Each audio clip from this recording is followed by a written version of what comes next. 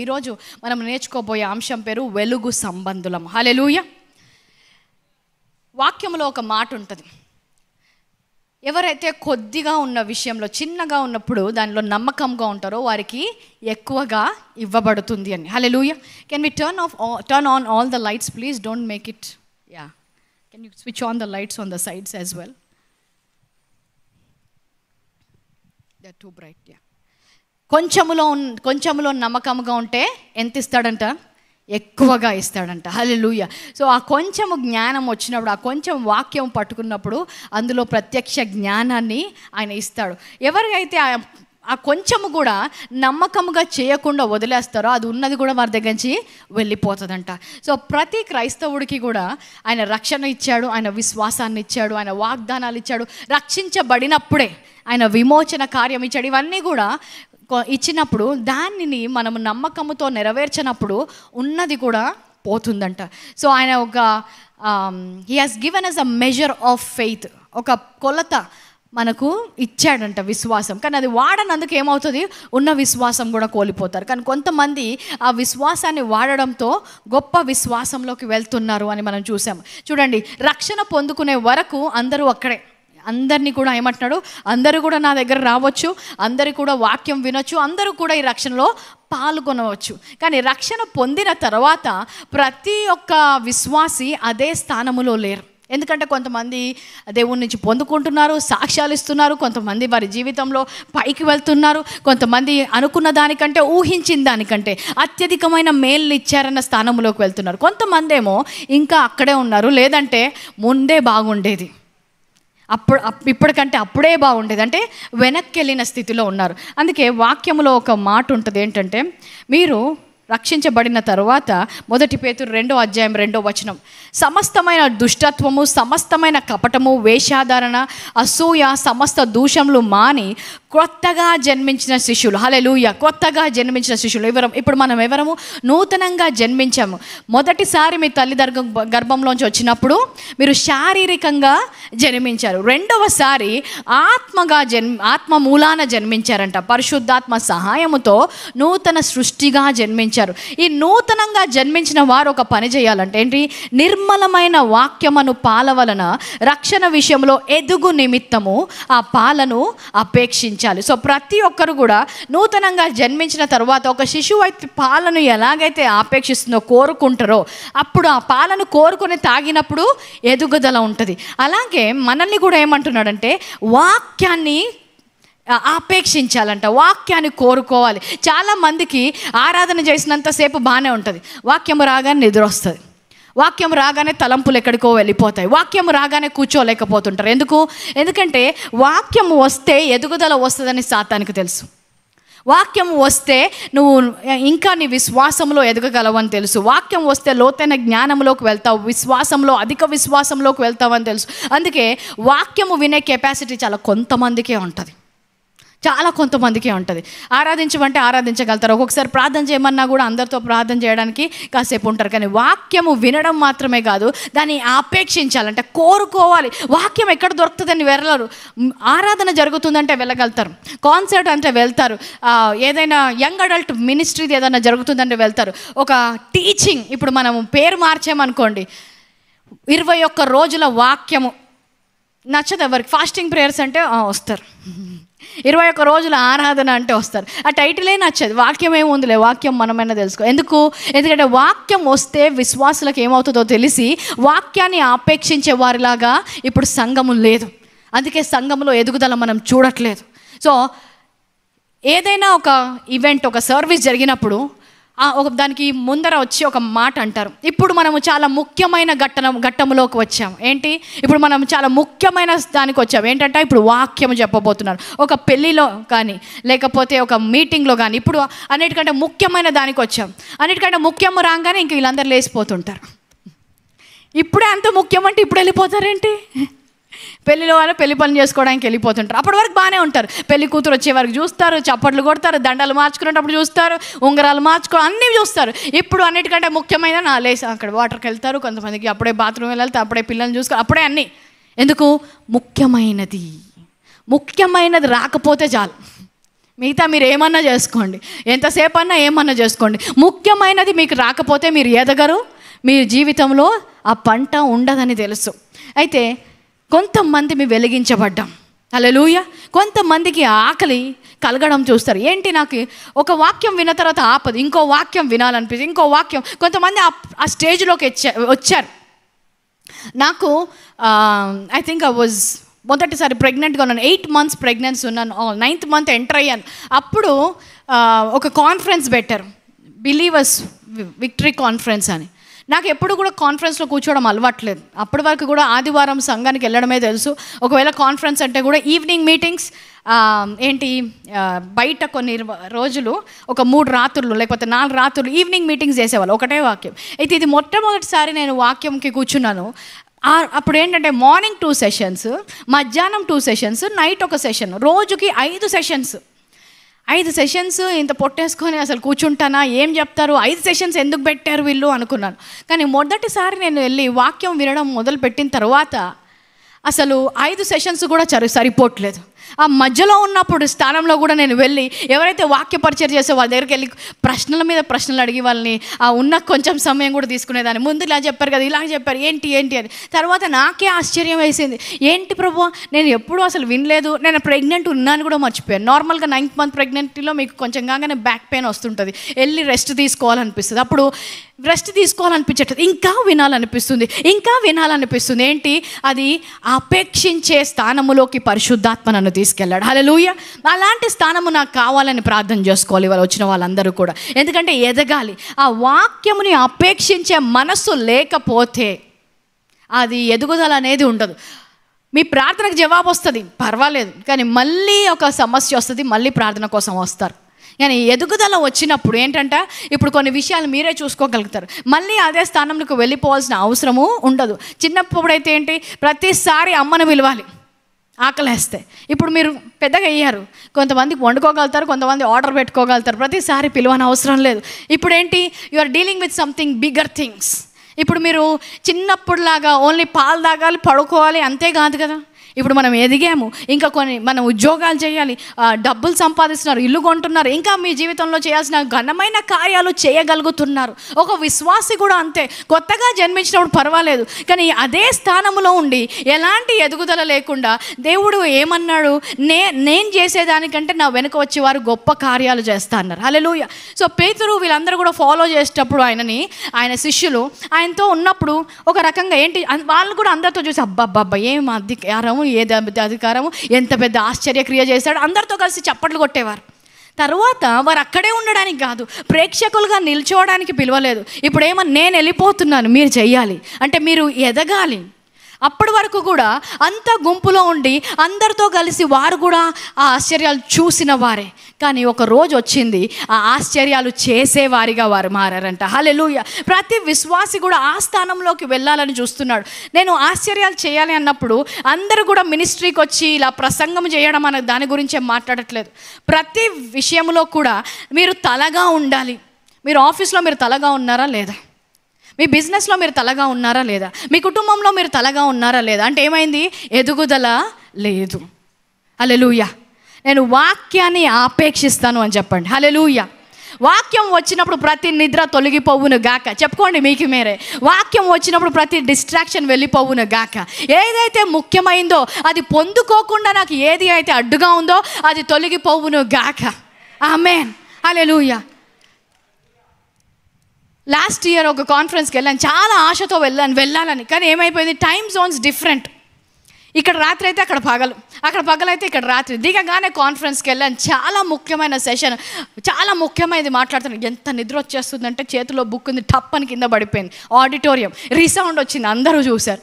ఇంక ఇలా కాదు, నేను మాత్రం వాక్యం వినాలి. ఆ నిద్ర నన్ను ఆపకూడదని చేతిలో పట్టుకున్నాను, అన్నీ కూడా వెళ్ళి లైట్ ఎక్కడుందో అక్కడ నిల్చున్నాను 3 గంటలు కూడా. ఆ వాక్యాన్ని నన్ను వినకుండా ఆపుతున్నది యేసు నామములో అది నాకు లొంగిపోవును గాక. హల్లెలూయా. అలాంటి కోరిక ఉన్నవారు ఏమంటున్నాడు, ఎవరైతే దాహముతో వస్తాడో వారికి తృప్తినిస్తాడు. మీరు ఆల్రెడీ ఫుల్ అయి ఉంటే ఏం చేయలేము, ఆకలితో రావాలంట. హల్లెలూయా. ఇంకా నాకు కావాలి ప్రభా, ఇంకా నాకు కావాలి అనేది, ఆ ఆకలి అనేది అది పెరుగుతున్న కొలది ఇంకా ఎక్కువయ్యేది. ఆత్మీయంగా ఉన్న వారికి అర్థమవుతుంది, ఇది ఒక్కసారితో తీర్చేది కాదు, తిన్న తర్వాత ఇంకా తినాలనిపిస్తుంది అంట. హల్లెలూయా, ఇంకా కావాలనిపిస్తుంది అంట. అలాంటి స్థానంలో ఒక విశ్వాసి లేనట్టయితే మీ హృదయాలను పరీక్షించుకోవాలి, మీ హృదయాలను పరీక్షించుకోవాలి. వాక్యాన్ని అపేక్షించి ఆదివారం రాకపోతే, వాక్యాన్ని అపేక్షించి గుడికి రాకపోతే, వాక్యాన్ని అపేక్షించి ఇలాంటి స్థలంలోకి మీరు రాకపోతే మీరు ఎదగడానికి రాలేదు. చిన్న పిల్లలాగా పాలిస్తారు, తాగుతారు, వెళ్ళిపోతారు. అప్పుడు మందమే. మళ్ళీ దాన్ని కావాలి కోరుకొని ఎదగాలనే వారు రాలేదు. సో ఇది నేను లాస్ట్ టైం కూడా ఫాస్టింగ్ ప్రేయర్స్ ముందర చెప్పాను. ఏం ప్రార్థన చేసినా కూడా ముఖ్యమైన ప్రార్థన ప్రతి ఒక్కరికి మీకు ఒకటి ఉండాలి. ఏంటి? ప్రభువా, నాకు ఆ ఆత్మీయ ఆకలి దయచేయండి, ఆత్మీయ ఆకలి దయచేయండి. ఎప్పుడైతే ఆ స్థానంలోకి వెళ్తావో నీ పిలుపేంటి, దేవుడు నీతో ఏం మాట్లాడాలనుకుంటున్నాడు, ఎక్కడికి తీసుకెళ్ళాలనుకుంటున్నాడు అనేది నీకు తెలుస్తుంది. నా పిలుపేంటో నేను ప్రార్థన చేయడంతో నీ పిలుపు తెలియదు, వాక్యము ద్వారానే నీ పిలుపు తెలుస్తుంది. ఆయన మాట్లాడినప్పుడే నీకు పిలుపు తెలుస్తుంది. హల్లెలూయా. మోషే ఎక్కడున్నాడు? ఐగుప్తు రాజు ఇంట్లో ఉన్నాడు. సకల ఐశ్వర్యం ఆయనకు ఉంది. కానీ ఎప్పుడైతే ఆయనకు ఒక బర్డెన్ వచ్చిందంట, ఈ ఆకలి వచ్చినప్పుడు ఒకలాంటి బాధ్యత వస్తుంది. మీకు వాక్యం అర్థమైనప్పుడు నీ పిలుపు అర్థమవుతుంది. అప్పుడు అన్ని రోజులు ఉన్న తర్వాత ఏమైపోయిందంటే, ఇంకా నాకు ఐగుప్తు రాజు ఇంట్లో ఉండడము కంటే కూడా దేవుని కొరకు నింద పాలవ్వడము గొప్ప విషయం అనుకున్నాడంట. అలాంటి సమృద్ధిలో ఉన్నవాడు, యవనస్తుడు, ఎలాంటి అవసరత లేదు ఆయన జీవితంలో. అలాంటి స్థానంలో దేవుని యొక్క పిలుపు గురించి ఎలాగ వినగలిగాడు? ఆ యొక్క రథములను రాజు ఇచ్చే అవన్నీ కూడా తోసేసి ఆయన పిలుపును కనుగొని దాని వైపు, అక్కడ నింద ఉంటుందని తెలుసంట. యేసు గురించి నింద పాలడం బెటర్ అని, అక్కడ కష్టాలు ఉంటాయని తెలుసు. కానీ అంత పెద్ద నిర్ణయం ఎలా తీసుకోగలిగాడు? అంత పెద్ద స్టెప్ ఎలాగేయగలిగాడు? ఆయనకు దేవుని యొక్క పిలుపు ఏంటో ఆయన జీవితంలో ఆయన తెలుసుకున్నాడు కాబట్టి. సో ఈరోజు కూడా అందరూ రక్షించబడతారు. Many are called but few are chosen అని ఉంటుంది. అనేకులు పిలువబడ్డారు కానీ కొంతమంది ఎంపిక చేయబడ్డారు. అందరిలో అందరూ వచ్చారు. 5 రొట్టెలు 2 చేపలు విరిచినప్పుడు అందరూ వచ్చారు, అందరూ తిన్నారు, వెళ్ళిపోయారు. వాళ్ళందరూ సిలువ ఉన్నప్పుడు ఉన్నారా? వాళ్ళందరి గురించి లోకము తలగ్రింది చేయాలనే సాక్ష్యం వచ్చిందా? లేదు. కొంతమంది ఏర్పరచుకున్నారు. ఎందుకు? వీరు ఆ వాక్యాన్ని అపేక్షించారు. అందరూ కూడా ఉపమానం విని వెళ్ళిపోయారు. కొంతమంది వచ్చి ప్రభా మర్మాన్ని మాకు చెప్పండి. కొంతమంది మాత్రం వచ్చి దాని అసలు అర్థం ఏంటి అని అడిగి తెలుసుకున్నారు. వారు ఏమయ్యారంట? ఏర్పరచబడిన వాళ్ళ నుంచి ప్రత్యేకపరచబడ్డారు. హల్లెలూయా. అలాంటి స్థానములో ఉండాలి అనే కోరిక పరిశుద్ధాత్మ మీకు ఇవ్వాలి. హల్లెలూయా. సర్లే మా భార్య తీసుకొచ్చింది, ఏం చేస్తాం? వెనకాల కూర్చొని వింటాం. ఏముంది, మా మమ్మీ కోసం కూర్చున్నాను వింటాను. నేనేం చేయలేను. ఎలా వచ్చావో అలాగే వెళ్తావు. కానీ అదే విధంగా పంపించడానికి మాత్రం దేవుడు సిద్ధంగా లేడు. ఎవరైతే తనను అపేక్షిస్తారో, నా కోరిక ఉంది ప్రభువా, నేను వాడబడాలి, నా జీవితంలో కూడా ఒకటి జరగాలి, ఎంతకాలము ఇంకా కూడా జన సమూహములో ఉంటాను, ఒక నాయకుడిలాగా ఉండాలి, ఒక ప్రత్యేకమైన వ్యక్తిలాగా నేను ఉండాలి, నా జీవితంలో ఒక ప్రత్యేకత ఉండాలి అన్న వారితో ఆయన సపరేట్ చేస్తాడు. మొదటిగా సపరేట్ చేసిన వారికి ఉన్న లక్షణం ఏంటి? ఆకలి, ఆ దాహం ఉంటుందంట. హల్లెలూయా. సో ఆ లోపల నీ యొక్క పిలుపు తెలుసుకున్నప్పుడు ఏమవుతుంది? ఆకలి. సో ఎప్పుడైతే నాకు నేను ఇప్పుడు ప్రసంగించాలి, దేవుడు నన్ను వెనక మాత్రమే వాడుకోవట్లేదు కానీ ఇప్పుడు మనుషుల ముందర నిల్చోబెట్టి మాట్లాడించబోతున్నాడని తెలిసినప్పుడు దాని ప్రకారము కొన్ని అడుగులు వేయడము నేర్చుకున్నాను. ఏంటంటే ఇప్పుడు నేను బోధించాలంటే మొదటిగా నాకు వాక్యం తెలియాలి. దేన్ని బోధించాలి? నూతన నిబంధన బోధించాలి అంటే పౌలు రాసిన పత్రికలు, యేసుక్రీస్తు రాసిన మాటలు, దాన్ని వినడము, దాన్ని చదవడము, దాన్ని నేర్చుకోవడము మొదలుపెట్టాను. సో ఈరోజు కూడా మీ యొక్క పిలుపు మీకు అర్థమైనప్పుడు దాని ప్రకారము మీరు అడుగులు వేయడము నేర్చుకోవాలి. దేనికోసం మిమ్మల్ని పిలిచారో నేర్చుకోవాలి. ఈరోజు కొంతమందికి పిలుపు ఉంది అని తెలుసు, దేవుడు పిలిచాడు అని తెలుసు, ప్రత్యేకపరిచాడు అని తెలుసు, కానీ ఎక్కడ ఉంటున్నారంట? టీవీలో ముందు, రియాలిటీ షో ముందు ఉంటారు. 9:30 కాకముందే అక్కడ ఉంటారంట. ఏం తెలుసుకోవాలనుకుంటున్నారు? అయిపోయే వరకు. ఒకవేళ మిస్ అయిపోతే మళ్ళీ దాన్ని ఎట్లో అలా సంపాదించి చూస్తారు వాళ్ళు, మిస్ అవ్వకుండా. అభిషేకం ఉందా? ఉంది. పిలుపు ఉందా? ఉంది. వారిపైనే ఉంది, అక్కడే ఉంది. దేవుడు చూస్తున్నాడు ఏ రోజు తిరిగి నన్ను, నా రాజ్యం గురించి అపేక్షిస్తారు అని. ఏం కావాలి? అక్కడ ఏం చెప్తున్నారో అది కావాలి.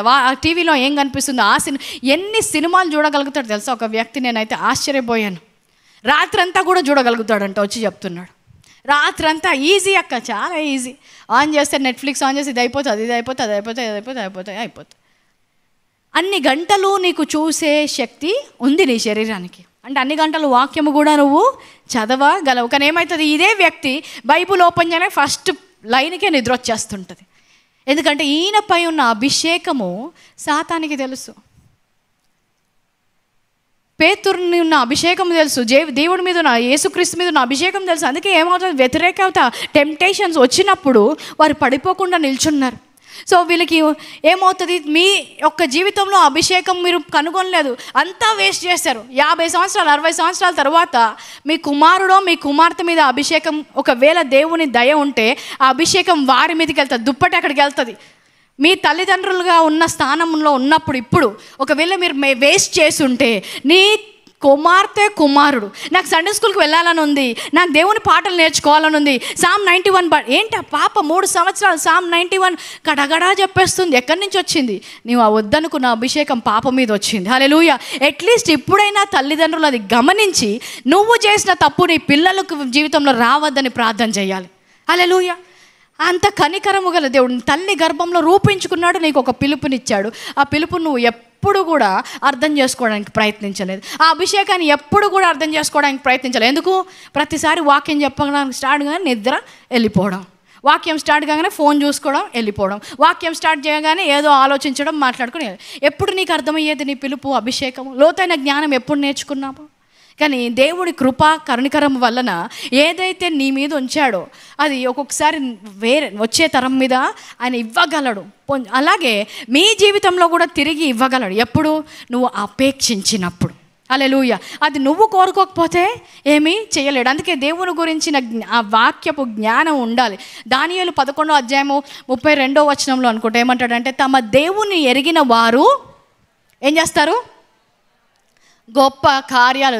కంఠస్థం వచ్చేసి ఉండాలి ఈసారికి న్యూ సిటీ చర్చ్కి. This was one of the promise of the year. Hallelujah. తమ దేవుణ్ణి ఎరిగిన వారు బలము కలిగి గొప్ప కార్యము చేస్తాడు. నీకు దేవుణ్ణి ఎరగాలంటే ఎలాగ ఎరుగుతావు? దేవుణ్ణి నీకు చూపించేది ఏంటి? వాక్యమే. వాక్యం తెలియకపోతే బలమైన కార్యాలు ఎలాగ చేస్తావు? గొప్ప కార్యాలు ఎలాగ చేస్తావు? నీకు దేవుడి వాక్యము తెలిస్తే గొప్ప కార్యాలు నువ్వు చేయగలవు అని నీకు తెలియకపోయినా ఎవరికి తెలుసు అంట? సాతానికి తెలుసు.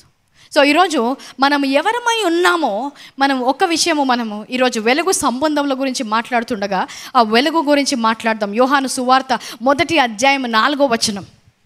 ఆయనలో జీవం ఉండెను, ఆ జీవము మనుషులకు వెలుగై ఉండెను. ఆయనలో ఏముందంట? ఆ జీవం మనకేమై ఉంది? వెలుగై ఉంది. మనకు ఈరోజు వెలుగు ఏమంటంట? ఆయన జీవము. Next John chapter 8:12. మరలా యేసు, నేను లోకమునకు వెలుగును, నన్ను వెంబడించువాడు చీకటిలో నడువక జీవపు వెలుగు కలిగి ఉండునని వారితో చెప్పాను. సో ఆయనలో ఒక జీవం ఉంది, అది మనకు వెలుగై ఉంది. ఆయనను వెంబడించిన వారికి వెలుగు వారితో ఉంటుందంట. హల్లెలూయా. అందరూ చెప్పండి, నేను వెలుగై ఉన్నాను అని చెప్పండి. వెలుగై ఉన్నారు అంటే ఎక్కడికి వెళ్ళినా కూడా చీకటి ఉండకూడదు. హల్లెలూయా. వెలుగు చీకటి ఒకే స్థానములో ఉండవు. ఒక క్రైస్తవుడి జీవితంలో చీకటి ఉంది అంటే వెలుగు గురించిన జ్ఞానము లేదు అన్నమాట. దేవుని జీవము నా జీవితంలో వెలుగై ఉన్నదని అతనికి తెలీదు. ప్రత్యక్ష జ్ఞానము లేని వ్యక్తి చీకటి శక్తుల గురించి ప్రార్థన చేయండి అని చీకటి శక్తులను ఎందుకు? నీకు ప్రత్యక్ష జ్ఞానము లేదు. నువ్వే వెలుగైతే వెలుగు చీకటిని జయిస్తుందా? చీకటి వెలుగును జయిస్తుందా? హల్లెలూయా. ఎంత చీకటి గదిలోకైనా ఒక వెలుగు వచ్చినప్పుడు వెలుగు వైపే అందరూ చూడగలుగుతారు. హల్లెలూయా. సో ఎక్కడికి వెళ్ళినా కూడా కేవలము వెలుగు అన్నప్పుడు ఈ స్టేజ్ మీద ఉండడం మాత్రమే కాదు. నువ్వు ఆఫీస్లో పనిచేస్తున్నా, ఒక గవర్నమెంట్ ఉద్యోగి అయినా, ఒక టీవీ న్యూస్ ఛానల్ రిపోర్టర్ అయినా, లేదంటే ఒక బిజినెస్ మ్యాన్ అయినా కూడా అన్ని ఎక్కడికి వెళ్ళినా కూడా ఆ వెలుగు ప్రకాశించాలి. వెలుగుకున్న ఏంటి? వెలుగుకున్న గుణం ఏంటి? ప్రకాశిస్తుంది. ఎక్కడికి వెళ్ళినా కూడా దాన్ని దాచిపెట్టలేరు. ఇది వెలుగు అని మనము చెప్పగలము. సో నువ్వు ఎక్కడున్నావు? నువ్వు ప్రకాశిస్తున్నావా? నువ్వు ఎక్కడికి వెళ్ళినా కూడా నిన్ను గుర్తిస్తున్నారా మనుషులు?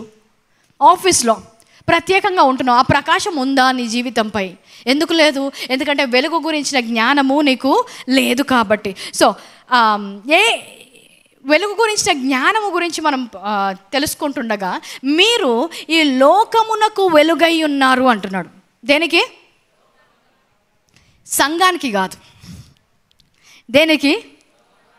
సంఘంలో ఉన్నప్పుడు వెలుగుతారు, లోకంలోకి వెళ్ళగానే దాక్కుంటారంట. సంఘంలో ఉన్నప్పుడు నువ్వు సంఘంలో వెలుగు ఉండడానికి మాత్రమే పిలవలేదు. ఆయన ఇచ్చిన మొదటి వెళ్ళేటప్పుడు ఇచ్చిన ఆజ్ఞ ఏంటంట, మీరు లోకములోకి వెళ్ళుడి, అందరినీ కూడా నా శిష్యులుగా మార్చండి. సో ఎక్కడికి పంపిస్తున్నాడు మనల్ని? వెలుగుతో లోకములోకి. వెలిగించిన ప్రతి జీవితాన్ని ఆయన ఏం చేస్తున్నాడు? ఆదివారం సంఘంలోకి కూడుకోవడానికి పిలవట్లేదు. అది మాత్రమే కాదు, ప్రతి జీవితాన్ని ఎందుకు వెలిగిస్తున్నాడంట? లోకములోకి వెళ్ళడానికి. రోజు లోకంలోకి వెళ్తున్నాం అందరము కూడా. ఉదయం మండే మార్నింగ్ కాగానే బస్సు ఎక్కి ఎక్కడికి వెళ్తాము? లోకములోకి వెళ్తాం. ఎలాగెళ్తున్నారు? వెలుగుగా వెళ్తున్నారు. ఆ ప్రత్యక్ష జ్ఞానము లేకుండా వెళ్తున్నారు అనుకోండి, మీరు వెళ్ళే ప్రదేశం అంతా ఏంటి? చీకటి. పొద్దున్న లేస్తే బ్యాడ్ న్యూస్, గవర్నమెంట్ అంతా వేస్ట్, అందరిని తిడుతున్నావు. కరెక్టే, చీకటి ఉంది అనేది కరెక్టే. కానీ నువ్వు వెలుగై ఉన్నదని నువ్వు ఎప్పుడు చెప్తావు? చీకటి గురించి బాగా వర్ణించడం వచ్చు మనకి. వాళ్ళకి ఓట్లు వేసినా ఇంతే, వీళ్ళకి ఓటు వేసినా ఇంతే, ఆ గవర్నమెంట్ వచ్చినా ఇంతే, ఈ గవర్నమెంట్ వచ్చినా ఇంతే, ఏమీ లాభం లేదు. కరెక్టే, వాళ్ళు చీకటే, దాంట్లో ఏం లాభం లేదు. మరి నిన్ను వెలిగించినందుకు ఏం లాభం ఉంది? గవర్నమెంట్ జాబ్ రావాలి, గవర్నమెంట్ జాబ్ రావాలి, గవర్నమెంట్ జాబ్ రావాలి. ప్రతి ప్రార్థన అవసరతలో every third prayer request will be government job. ఏం చేస్తున్నావు నువ్వు? గవర్నమెంట్ జాబ్ వెళ్ళి గవర్నమెంట్లో ఈ వెలుగును ప్రకాశిస్తున్నావా? అదే చీకటిలోకి వెళ్ళి ఆ చీకటిగా మారిపోతున్నావా? గవర్నమెంట్ జాబులో నిన్ను పెట్టింది ఒక వెలుగుగా అక్కడ ప్రకాశించడానికి. హల్లెలూయా. సో ఈ లోకంలోకి వెళ్తారు. లోకంలోకి వెళ్ళినప్పుడు ఎవరు ఉంటారు? లోకస్తులు ఉంటారు, చీకటి ఉంటుంది. అందుకే ఆయన వాక్యంలో ఏమంటుంది? ఈ లోకంలో మీకు శ్రమ, కానీ అన్నిట్లో జయించడానికి మీకు ఆ స్థానాన్ని ఇచ్చాను అంటున్నాడు. లోకంలో శ్రమ తప్పకుండా. నేను వెలుగు అని నువ్వు ఏ రోజైతే బాగా వాక్యం చదివి గట్టిగా వెళ్తావో ఆ రోజే ఏదో ఒక బాణం గుచ్చుతుంది. ఎవరో ఏదో ఒక మాట మాట్లాడతారు, ఎవరో ఒక నింద వేస్తారు, ఎవరో ఒకరు నిన్ను గాయపరుస్తారు. కానీ వెలిగించబడిన వ్యక్తి ఆ గాయాలను చూసుకొని అక్కడ ఆగిపోడు. ఏదైనా గుచ్చితే తీసేసుకొని వెళ్ళిపోవడమే. హల్లెలూయా. కొంతమంది అయితే ఇంక అక్కడే, నేను ఎంత ప్రేమించాను తెలుసా వాళ్ళని, వారి కోసం ఎంత చేశాను తెలుసా, నన్నెందుకు ఎలా చేస్తారు, నన్నెందుకు. ఏమైపోయింది? ఆ గుచ్చుకోగానే ఇప్పుడు ఏమైపోయింది? ఏడుపు. ఇప్పుడు ఏమైపోయింది? ఆగిపోయారు. చూడండి, మీరు ముందుకు వెళ్ళట్లేదు ఆ బాణముతో, ఆ బాణం పనిచేసింది అని సాతానికి తెలిస్తే ఇంకెక్కువ బాణాలు వేస్తాడు. కానీ ఎరిగిన వారు ఏం చేస్తాడు? బాణం వేశారా, గుచ్చుకుంది పర్వాలేదు, కానీ మేము ఆగిపోయే వాళ్ళం కాదు, సాగిపోయే వాళ్ళం అని తీసుకొని వెళ్ళిపోతారంట. ఏడవడానికి కూడా సమయం లేదు మాకు. ఏడవాలన్నా కూడా పరిగెత్తుతూనే ఏడుస్తాం. ఒకవేళ ఆగినా కూడా ఏడుపు అయిపోగానే మళ్ళీ లేచి పరిగెడతాం. హల్లెలూయా. ఎందుకంటే మా ముందు ఒక గొప్ప ప్రణాళిక ఉంది. ఏడుస్తూ ఇక్కడ కూర్చోవడానికి మమ్మల్ని పిలవలేదు. బాధలు ఉంటాయి, అందరికీ మనసులో కష్టాలు ఉంటాయా? లోకంలో మా ఆఫీస్కి వస్తే తెలుసు. మీరు కూడా మా హాస్పిటల్కి వస్తుంది, గవర్నమెంట్ హాస్పిటల్కి వస్తే మీకు తెలుస్తుంది. లోపల ఎన్ని పాలిటిక్స్ ఉంటాయి అందరికీ తెలుసు. ప్రమోషన్ ఇచ్చినప్పుడు ఎన్ని పాలిటిక్స్ ఉంటాయో తెలుసు. ఉద్యోగంలోకి ఎంట్రీ రావాలన్నప్పుడు ఎన్ని మాటలు అంటారు, వెనకాల ఏం జరుగుతాయి అందరికీ తెలుసు. ఈ లోకంలో మనకు శ్రమ, కానీ ఆ శ్రమ మమ్మల్ని ఆపకూడదు. ఎందుకంటే వెలుగును చీకటి ఎప్పుడూ ఆపలేదు. హల్లెలూయా. వెలుగు కలగవారు మన ముందు ఒక గొప్ప కార్యము చేయడానికి దేవుడు ఉంచాడు. కానీ ఎప్పుడైతే ఈ ట్రిక్ భలే పనిచేసింది వీడి మీద అని సాతాను తెలుసుకుంటాడో, ఇంకా దాన్ని కంటిన్యూ చేస్తుంటాడు ఎప్పటి వరకు? నువ్వు విరిగిపోయే వరకు. ఎందుకంటే ఈరోజు సాతాను దగ్గర ఉంది అధికారము కాదు. అధికారం ఎప్పుడో ఎవరికి ఇవ్వబడింది? నాకు ఇవ్వబడింది. వాడి దగ్గర ఏముంది? Only tricks, schemes. వాడి దగ్గర ఏముంది? స్కీమ్స్. ఏది వేస్తే పడిపోతారు, ఎక్కడ గుచ్చితే ఏడుస్తారు చూద్దాం, ఇక్కడ అక్కడ గుచ్చుతాడు, ఒక పాయింట్లో ఫుల్ ఏడుస్తారు. ఇది సెన్సిటివ్ పాయింట్, ఇది ట్రిగ్గర్ పాయింట్. నేను మామూలుగా అసలు ఏమననక్క, వాళ్ళు కోపం తెప్పించినందుకే నేను అరిచాను అని. నీకు లోపల కోపం ఉంది కాబట్టి వాడు నొక్కితే నీ లోపంచి కోపం వచ్చింది. కోపం లేని వ్యక్తిని ఎక్కడన్నా నవ్వుకుంటూ వెళ్ళిపోతాడు. సో ప్రతి ఒక్క ట్రిగ్గర్ పాయింట్స్ తెలుసుకుంటాడు. తల్లిదండ్రులకు పిల్లల ట్రిగ్గర్ పాయింట్స్, వాళ్ళకి ఏమన్నా అయితే మీ రోజు వెళ్ళదు, అక్కడ నొక్కడానికి చూస్తాడు. ఇతనికి ఉద్యోగం ట్రిగ్గర్ పాయింట్. ఉద్యోగంలో కొంచెం ఎవరితో అయినా ఏదైనా పెట్టిస్తే ఇంకంతే, మైండ్ పనిచేయదు, వాక్యం అనేది వినరు, అక్కడ నొక్కుతాడు. వీళ్ళకేంటి ట్రిగ్గర్ పాయింట్? డబ్బులు ఆ టైంకి రాకపోతే ఇంకేమి, దేవుడు అవసరం లేదు, వాక్యం అవసరం లేదు, దేవుడిని నిందించుకుంటూ వెళ్తారు. ప్రార్థన చేసిన ఈమెనే రేపు దేవుడిని నిందిస్తుంది. ఒక 2 days టైట్ చేయండి ఆయన డబ్బులు, ఈమె నోటితో ఈమె పలుకుతుంది, ఉన్న డోర్ కూడా క్లోజ్ చేసుకుంటుంది. అర్థమవుతుందా? సో మనల్ని ఎక్కడికి పంపిస్తున్నాడు? వెలుగుగా లోకములోకి వెళ్తున్నాడు. లోకంలోకి వెళ్ళినప్పుడు అందరూ మంచిగా ఉంటారని కాదు. అందుకే కీర్తనకారుడు ఏమంటాడు, నా శత్రువుల ఎదుట నువ్వు నాకు భోజనము సిద్ధపరిచితివి. లోకంలో శత్రువు ఉంటాడు, కానీ వారి ఎదుట మనకు బల్ల పెట్టి దాంట్లో భోజనం పెట్టి నీ యొక్క కప్ విల్ రన్ ఓవర్ అంట. సో బయటికి వెళ్ళినప్పుడు అన్నీ మంచిగా ఉంటాయని ఎక్స్పెక్ట్ చేసి వెళ్ళకండి. అందరూ మాతో మంచిగా ఉంటారు, అందరూ మంచిగా నన్ను చూడాలి, లేదు. నువ్వు వెళ్ళిన తరువాత వారు మంచిగా మారుతారు. నువ్వు అక్కడికి వెళ్ళినందుకు వారి మనసులు మారాలి. హల్లెలూయా. ఎందుకంటే నేను వెలుగుని. వారి యొక్క మాటల గురించి, వారు చేసే దాని గురించి నువ్వు మారిపోవద్దు. నువ్వు అక్కడికి వెళ్ళినప్పుడు, yesterday I told you the atmosphere has to change. హల్లెలూయా. అప్పటి వరకు కూడా ఎక్కడ చూడు వెనక మాట్లాడుకునేవారు. నువ్వు వచ్చాక చెప్పావు అలా మాట్లాడడం మంచిది కాదు. నువ్వు వచ్చిన తర్వాత ఎవరు మాట్లాడరు, అక్కడ సమాధానంగా ఉంటారు. హల్లెలూయా. సో వెలుగుగా మీరు ఎక్కడికి వెళ్తున్నారు? లోకంలోకి వెళ్తున్నప్పుడు దేవుడు ఒక విషయం గురించి మిమ్మల్ని, so the carriers of the light they should be resilient. The word they use in English is resilient. అంటే ఆ తట్టుకునే సామర్థ్యం ఉండాలి. If you are not resilient then you can not represent God. నీకు ఆ తట్టుకునే సామర్థ్యం లేకపోతే ఆ వెలుగును నువ్వు ప్రకాశించలేవు, ఆ దేవుణ్ణి నువ్వు ఇతరులకు చూపెట్టలేవు. అందరూ ఏడుస్తున్నారు, నువ్వు ఏడుస్తున్నావు. అందరూ బాధపడుతున్నారు, నువ్వు బాధపడుతున్నావు. కానీ అందరూ బాధపడుతున్న సమయంలో ఏం బాధపడకండి, మనకి ఏమీ అవ్వదు, దేవుడు చూసుకుంటాడు అని చెప్పిన వారు దేవుణ్ణి రిప్రజెంట్ చేస్తున్నారంట. హల్లెలూయా. సో నీకు ఆ రెసిలియంట్ క్యారెక్టర్ లేకపోతే ఏమవుతుంది? నువ్వు దేవుణ్ణి ఇతరులకు చూపించలేవు. నిన్ను వెలుగుగా ఎక్కడ ఉంచాడు? సంఘంలో మాత్రమే కాదు, ఎక్కడికి వెళ్ళమన్నాడు? ఈ లోకములోకి. సో ఈ లోకములోకి వెళ్ళినప్పుడు మొట్టమొదటిగా మనం కలిగి ఉండాల్సిన లక్షణం ఏంటంట? తట్టుకునే సామర్థ్యం ఉండాలి. A light bearer, he should have the resilient. Hallelujah. You should be resilient. Second thing, you should B reliability. నేను లోకంలోకి ఎందుకు పంపిస్తారు? ఎవరికి ఇస్తాం ఏదైనా పని? నమ్మకముగా చేసేవారికి ఆ పని ఇస్తాం. ఇప్పుడు వద్దులే, ఈయనకి ఇస్తే రాడు, షాప్కి వెళ్తానన్నాడు, గంట సేపు తర్వాత వస్తారు, వీళ్ళని పంపించకండి, ఇతన్ని పంపించండి, ఇతనైతే వెంటనే చేసుకొని వస్తాడు. సో మన జీవితంలో కూడా దేవుడు ఈ లోకంలోకి పంపించినప్పుడు బాధ్యత, వెలుగుగా పంపించేటప్పుడు ఎవరిని ఎందుకుంటాడు? ఎవరైతే నమ్మకత్వముతో పనిచేస్తారో. హైపర్ స్పిరిచువల్ అయిపోతారు కొంతమంది. నేను నమ్మకంగా ఉండడం అంటే కేవలము వాక్యం వినేసి దానిలో ఉండడం మాత్రమే కాదు. ఏ పని అయితే దేవుడు నాకు అప్పగిస్తున్నాడో ఆ పనిలో కూడా నువ్వు నైపుణ్యత కలిగి ఉండాలి. నేను ఒక టీచర్గా పంపించాడు, లెక్చరర్గా ఒక కాలేజ్కి. అక్కడికి వెళ్ళి భాషలు మాట్లాడలేవు కదా. అక్కడికి వెళ్ళి భాషలు మాట్లాడితే ఎవరికీ అర్థం కాదు. ఏం మాట్లాడాలి? నీకు ఏదైతే సబ్జెక్ట్ ఇవ్వబడిందో అది బాగా నేర్చుకొని బోధించగలగాలి. హల్లెలూయా. ఆయిల్ బాటిల్స్ తీసుకొని వెళ్తారు కొంతమంది ఆఫీస్కి. చైర్కి ఒక ఆయిల్, డెస్క్ టాప్కి ఒక ఆయిల్, డోర్ పోస్ట్కి ఒక ఆయిల్. కానీ అక్కడ నువ్వు పని చేయకపోతే, నీకు అక్కడ స్కిల్ లేకపోతే, ఆ నైపుణ్యత లేకపోతే, దానియేలు ఇంకా తన స్నేహితులు పక్కనున్న వారికంటే 10 రెట్లు ఎక్కువగా దే డిస్ప్లేడ్ ఎక్సలెన్స్ అంట. Hallelujah. They were 10 times better. So నమ్మకత్వము నీ మీద ఉంచినప్పుడు కేవలము ఓవర్ స్పిరిచువల్ అయిపోయి నేను నమ్ముకున్నాను కదా, నేను ఇది చేసేస్తారని కాదు. దేవుడిచ్చిన బాధ్యత ఏంటి నాకు? దేవుడిచ్చిన దాన్ని బట్టి నేను ఏం చేయాలి? కరెక్టే, ఆయిల్తో ప్రేయర్ చేసుకున్నావు, కానీ ఆయిల్తో నువ్వు ప్రోగ్రామ్ రాయలేవు కదా. హల్లెలూయా. సో ఎంత మంచి డాక్టర్ అయినా నువ్వు కడుపులో కత్తెర పెట్టి కుట్టేస్తే అప్పుడు వచ్చి దేవుని కటాక్షము, దేవుని కృపానికి ప్రేయర్ చేస్తే ఏం చేస్తారు? అందరూ నన్ను అక్కడ ద్వేషిస్తున్నారు. నాకు హాస్పిటల్లో ఒక నర్స్ వచ్చింది.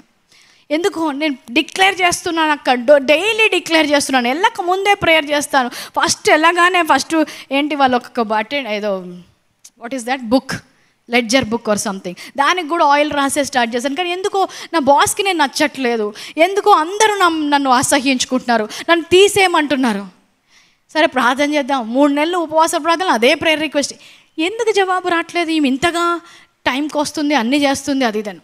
తర్వాత తెలిసింది ఏంటి? మేడం గారి రిపోర్టింగ్ టైం 8, మేడం వెళ్ళేది రోజు 10:30. పడుకొని లేసి వెళ్తుందంట. 3 times వార్నింగ్ ఇచ్చిన తర్వాత కూడా ఏం చేశారు? 11 గంటలకు ఆఫీస్కి వెళ్తే ఏం చేస్తారు? నమ్మకత్వము. ఇప్పుడు 10 గంటలకి రబా సకల మా తోరోరోరో ఎవరేం చేస్తారు? అర్థమవుతుందా? సో తట్టుకునే సామర్థ్యం ఉండాలి, ఆ నమ్మకత్వం ఉండాలి. ఇప్పుడు ప్రార్థనకు శక్తి లేదనట్లేదు. ఏ సమయంలో దేవుని శక్తి విడుదల చేయాలో ఆ సమయంలో విడుదల చేయగల శక్తి నీకు ఉండాలి.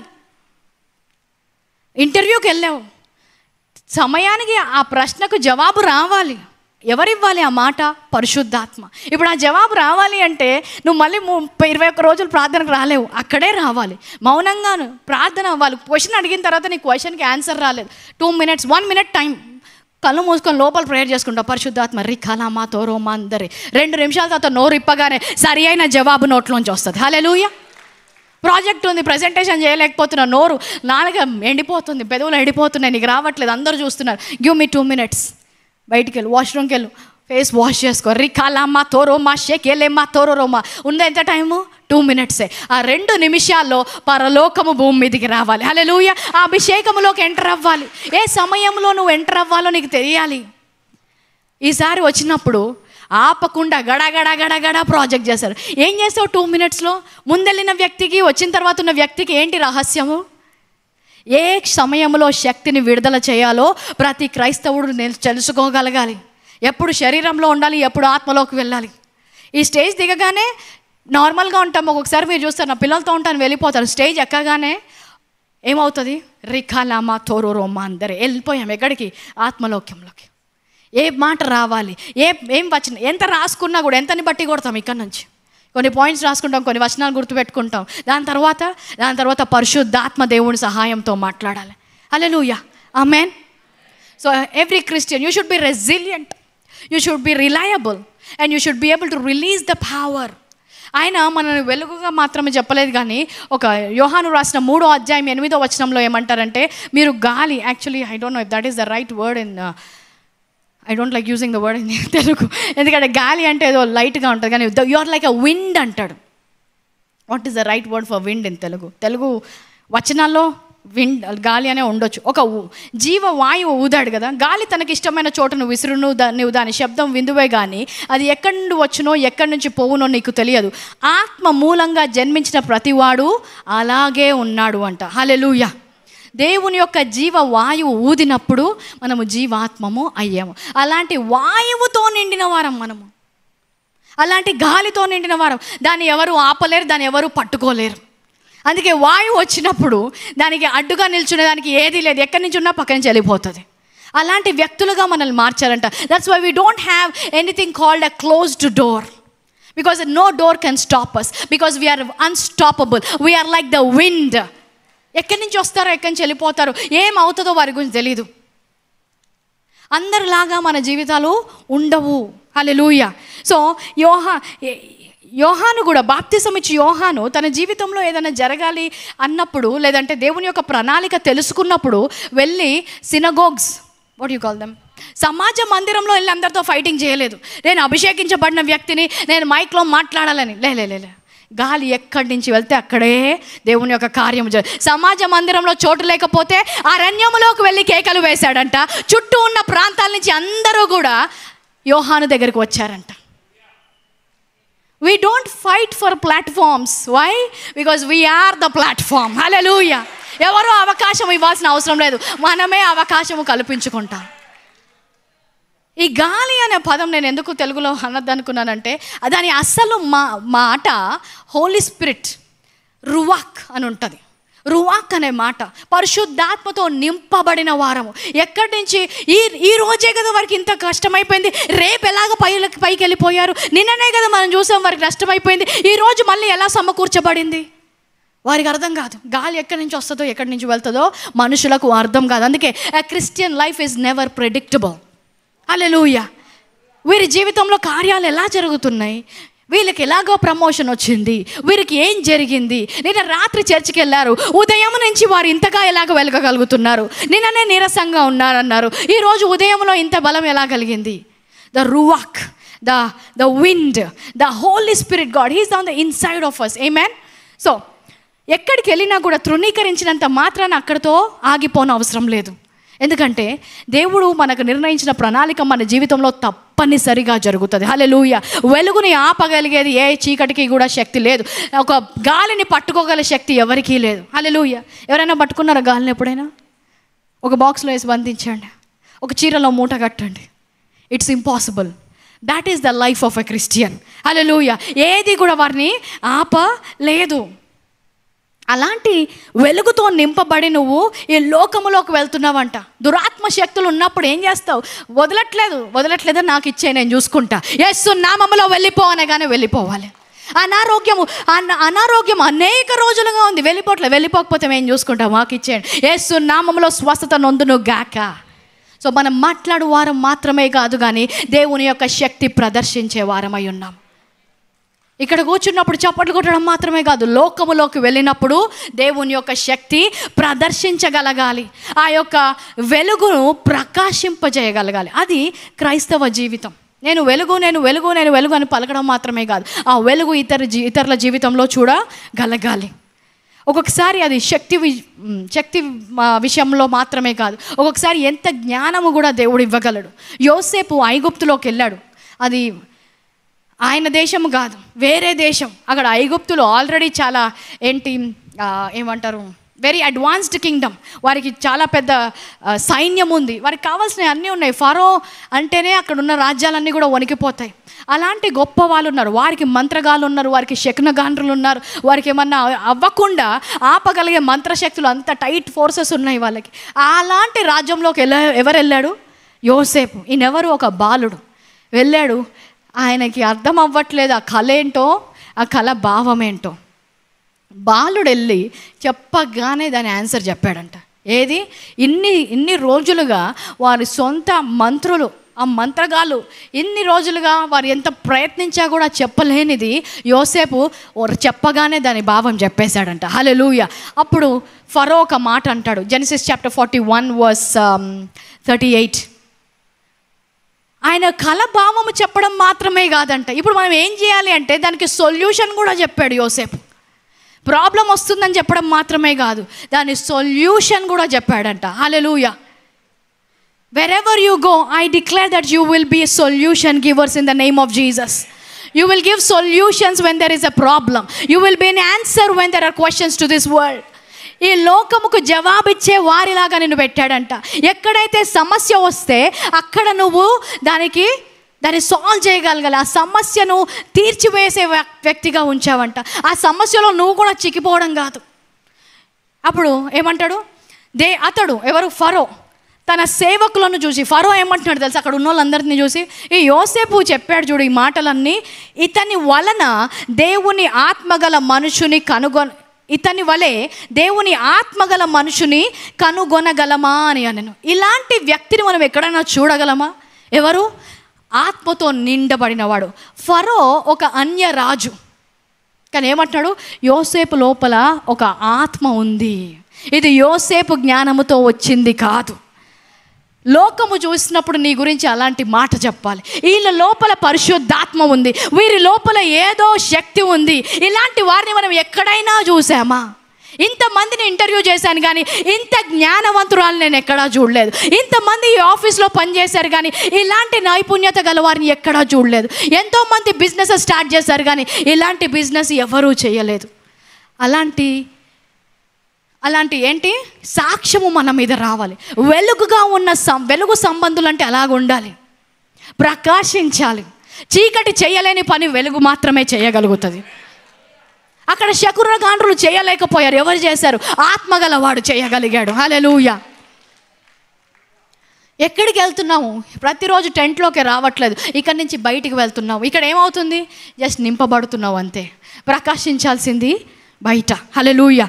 సో దేవుని యొక్క ఆత్మతో నింపబడినప్పుడు అలాంటి కార్యాలు జరుగుతాయి. ఆయన ఆత్మ ద్వారా వెలిగించబడ్డాను అన్న ప్రత్యక్ష జ్ఞానం వచ్చినప్పుడు, ఈరోజు అందరికీ ఇవ్వబడింది. ఆయన ఏంటంటే పక్షపాతి అయిన దేవుడు కాదు, అందరికీ ఇచ్చాడు. కానీ ఆ ప్రత్యక్ష జ్ఞానము లేదు. ప్రతి ఒక్కరికి కూడా ఏదో ఒక విషయంలో దేవుని గురించి ఒక ప్రత్యక్ష జ్ఞానం ఉండాలి. ఏదో ఒక విషయంలో అందరం కూడా, నేను అన్న రక్షణ వరకు అందరం ఒకటే. ఏంటి? ఆయన రక్షకుడు అన్న ప్రత్యక్ష జ్ఞానం మనకు వచ్చింది. బయట ఉన్న వారికి, టెంట్లో ఉన్న వారికి తేడా ఏంటి? యేసు రక్షకుడు అనే ప్రత్యక్ష జ్ఞానం వారికి లేదు. అందుకే నశించిపోవారు వాళ్ళు అన్నారు, మీరైతే నిత్య జీవమునకు వారసులు అన్నారు.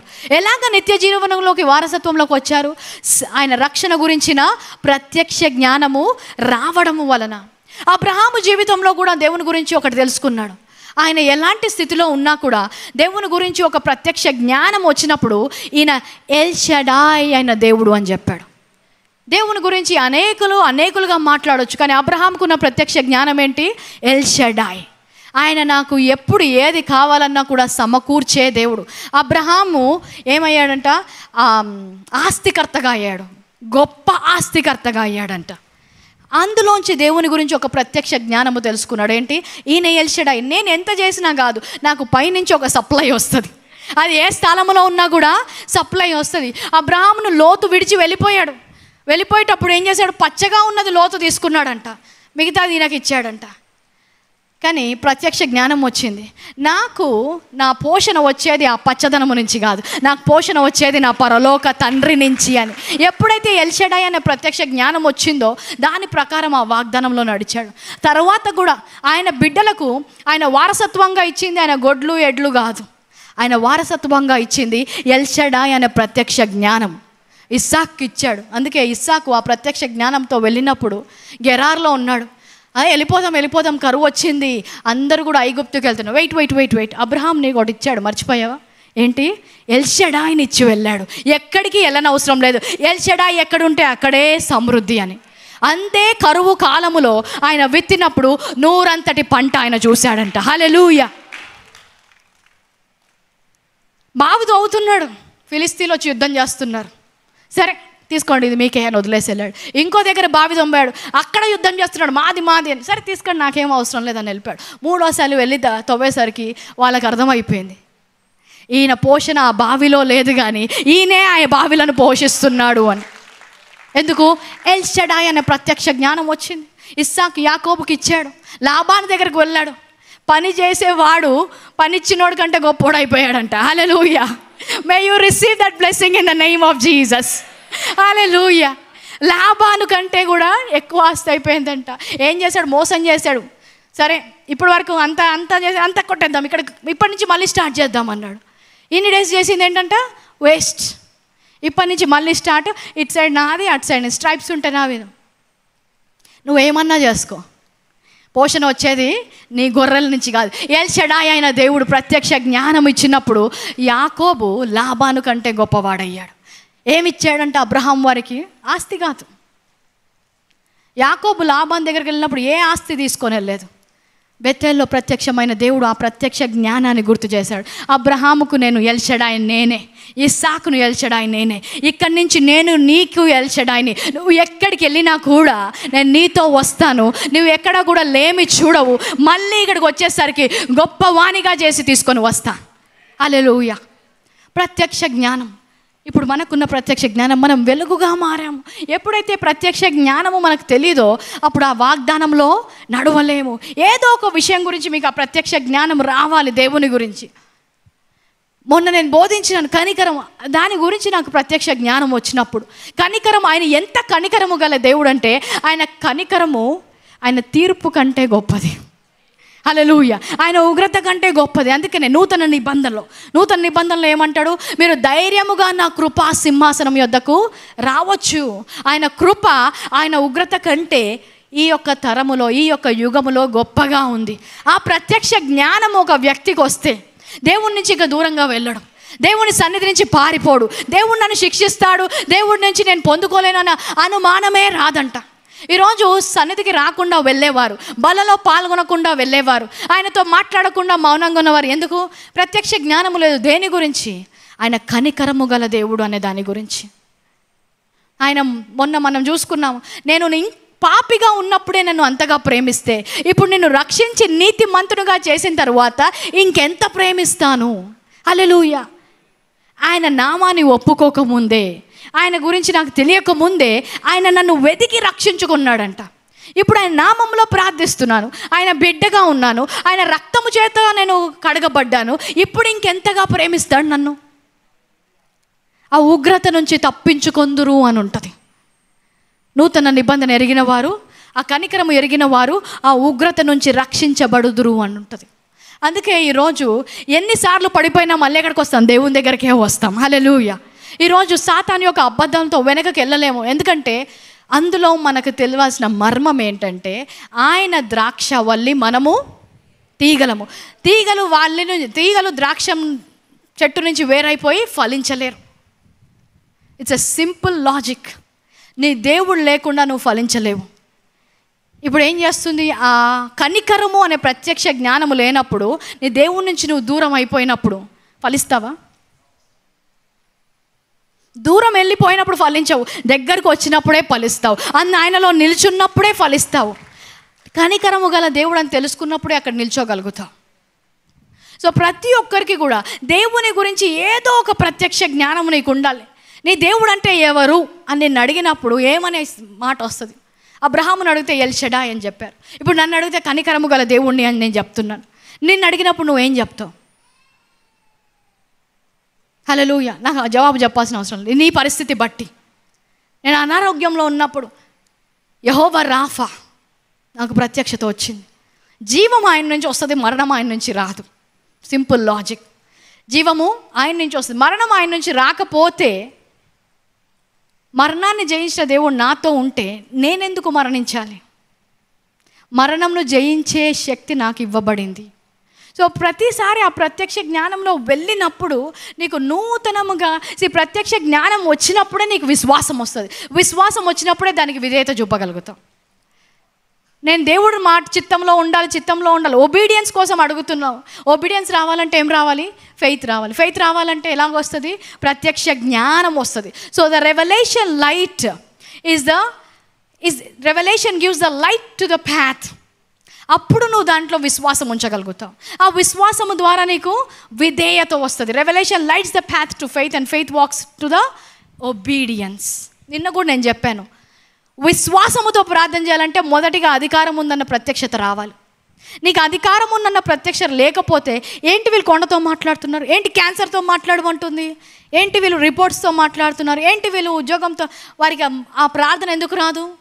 అధికారం గురించి ప్రత్యక్షత లేదు కాబట్టి. విశ్వాసం వచ్చిన తర్వాత దాని ప్రకారం మనము నడుస్తాము. సో ఫస్ట్ రెవల్యూషన్, తర్వాత చూసి చెప్పండి, కనీసం కాపీ కొట్టండి.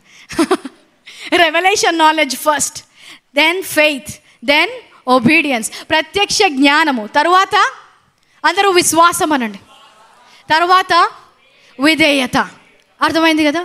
నీకు విధేయతగా నడవాలి అంటే ఏం చేయాలి? విశ్వాసం రావాలి. విశ్వాసం ఎప్పుడు వస్తుంది? ప్రత్యక్ష జ్ఞానం. ఎప్పుడు ఇక్కడ ఉన్న వాళ్ళందరికీ కూడా ఏదైనా అర్థం కాకపోతే put it in to the salvation. రక్షణ అయితే అందరికీ ఇక్కడ కామన్ ఉంది కాబట్టి అందులోకి వేసుకుందాం. నువ్వు రక్షణలో నడవాలంటే రక్షణ కొరకు నీకు విశ్వాసం అవసరమై ఉంది. విశ్వాసం ఎలాగొచ్చింది? ఆయనే రక్షకుడు అన్న ప్రత్యక్ష జ్ఞానం వచ్చిన తర్వాత. ఈరోజు ఉద్యోగం కావాలి, లేదంటే డబ్బులు విషయంలో దేవుని ప్రకారం ఆర్థికంగా జీవించాలంటే అందులో విశ్వాసం రావాలి. విశ్వాసం రావాలంటే ఆర్థిక విషయాల గురించి దేవుని యొక్క ప్రత్యక్షత నీకు రావాలి. అర్థమవుతున్నవా? ఆమేన్ చెప్పండి. లేకపోతే సో ప్రత్యక్ష జ్ఞానం గురించి, ఆయన వర్డ్, ఆయన వాక్యము గురించి మొదటి రోజు కొన్ని విషయాలు చెప్పుకుంటూ వచ్చాను. అక్కడ వరకు అయిపోయింది. ప్రత్యక్ష జ్ఞానం వచ్చిన తర్వాత ఏం చేయాలి? దాని ప్రకారము మన మనస్సులు మారి రూపాంతరము చెందాలి.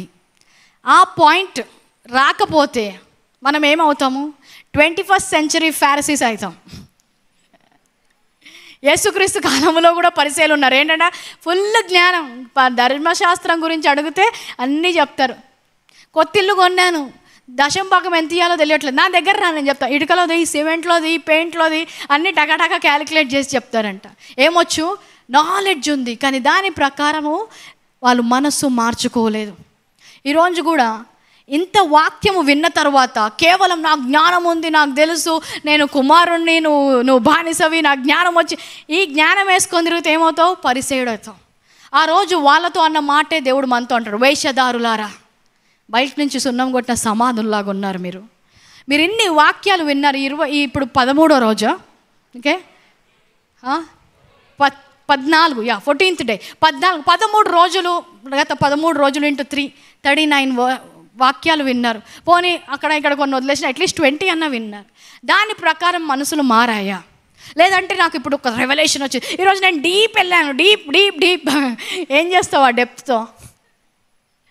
డీప్ డీప్ డీప్ వెళ్ళి మునిగిపోతారు కొంతమంది అక్కడే, if they don't renew their mind. Hallelujah. నా జ్ఞానం వచ్చింది అని బయటి వారికి చూపించుకోవడం మాత్రమే కాదు, ఆ జ్ఞానం ఫస్ట్ నిన్ను మార్చాలి, ఫస్ట్ నీ మనసు మారాలి. హల్లెలూయా. ఈ మనసు మారకపోతే 2 Timothy 3:5 it says you have a form of godliness అంటాడు. పైకి భక్తి గల వారు వలె ఉండి దాని శక్తిని ఆశ్రయించని వారై ఉందురు. పైకి ఏముందంట? భక్తి, లోపల నో శక్తి. తెలుసా అంటే తెలుసు. Confession cards, healing confession cards ఉంటాయి, PDF ఉంటుంది, అన్ని వచనాలు నోటికొచ్చి ఇప్పటికి అందరికీ. కానీ ఏమైపోయింది? అనారోగ్యం వచ్చినప్పుడు అస్వస్థతలో నడుచుకోలేకపోతున్నాం. ఎందుకు? అవుట్ సైడ్ భక్తి, ఇన్సైడ్ నో శక్తి. Job job job job confessions వచ్చినప్పుడు ఫుల్ కన్ఫెస్ చేస్తారు. మరి జాబ్ రానప్పుడు మళ్ళీ అంత భయపడి మళ్ళీ మా దగ్గరికి వస్తావేంటి? ఎందుకు? సున్నా శక్తి. పైన మాత్రం ఫుల్ భక్తి. 21 days వచ్చాక, టెంట్లో ఉన్నాక, నైట్ ప్రేయర్లో ఉన్నాను, కన్ఫెషన్ చేశాను, group fellowship, very good. But దాని ప్రకారం మనసు మారిందా? లేకపోతే ఏమవుతుంది? It's a form of godliness. పైకి మాత్రం భక్తి వేసుకొని తిరుగుతున్నావంట. సో మనసు మారి రూపాంతరం చెందడంలో మొట్టమొదటిగా మన మనసు దేని గురించి మారాలంటే దేవుల్లో మనం ఏమై ఉన్నాం, మన గుర్తింపు, అవర్ ఐడెంటిటీ. 2 Corinthians 3:18 మనమందరము ముసుకులేని ముఖముతో ప్రభు యొక్క మహిమను అద్దము వలె ప్రతిఫలింపజేయచ్చు, మహిమ నుండి అధిక మహిమ పొందుచు ప్రభువగు ఆత్మచేత ఆ పోలికగానే మార్చబడుచున్నాము. ప్రతిరోజు వాక్యం వింటున్నప్పుడు ఆయన ఉన్నట్టుగానే మనం ఉన్నాము, ఆయన పోలికలో మనం ఉన్నాము అన్నట్టు నీ మనసు మారకపోతే ఓన్లీ భక్తి, నోట్స్ నిండిపోతాయి, రాసుకోవడం నిండిపోతాయి, పేజెస్ నిండిపోతుంటాయి, నోట్స్ అన్నీ నిండిపోతుంటాయి, కానీ మనసు మాత్రము మారట్లేదు. దానివల్ల you will not see the results. So first thing you are going to have the revelation knowledge. రెండవది ఏంటి? Renewing the mind in your identity. మనకిచ్చిన గుర్తింపు ఏదైతే మనం ఇంతవరకు నేర్చుకోలేదో దాని సైడ్ కొన్ని నిమిషాలు మనం తెలుసుకొని we will close it in prayer.